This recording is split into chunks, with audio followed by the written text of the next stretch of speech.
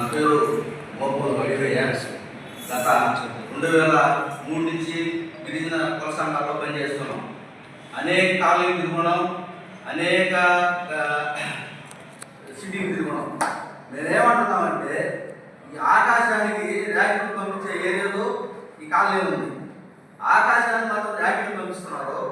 ఒక గిరిజన కాలనీ మాత్రం రోడ్ వేసే ప్రభుత్వాలు మారినా, ఈ రాజకీయాలు మారినా, ఈ గవర్నమెంట్ ఆఫీసులు ఉన్నారు, అనేక సంస్థలు పనిచేస్తున్నాయి ఈ వ్యవస్థలో. ఈ కుదుటి కాడ శవం తెచ్చిపోయినా కనీసం బిడ్డలు పోవాలంటే నిద్రలేసి పావులు పాట. ఆ ఊరిలో చదువుకునేదానికి స్కూల్ లేదు. పక్కన దగ్గర దగ్గర ఒక 2-3 కిలోమీటర్లు పోవాలి చదువుకోవాలన్న కాడ. బాగలేదంటే 30 కిలోమీటర్లు రావాలా.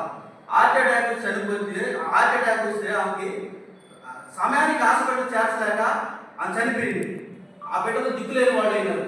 ఆ బిడ్డలకు ఆ ఊరు ఆత్మ ఆ తల్లి లేకుంటే ఆ బిడ్డలు చదివించుకుంటారు, కలిసి సాగైనా సాగుతుంది కదా.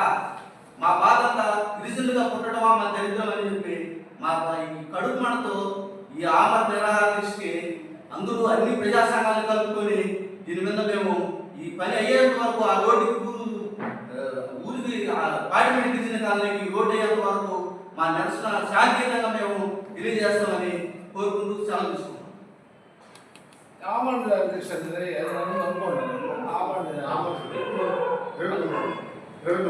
అవునా చెప్పారు.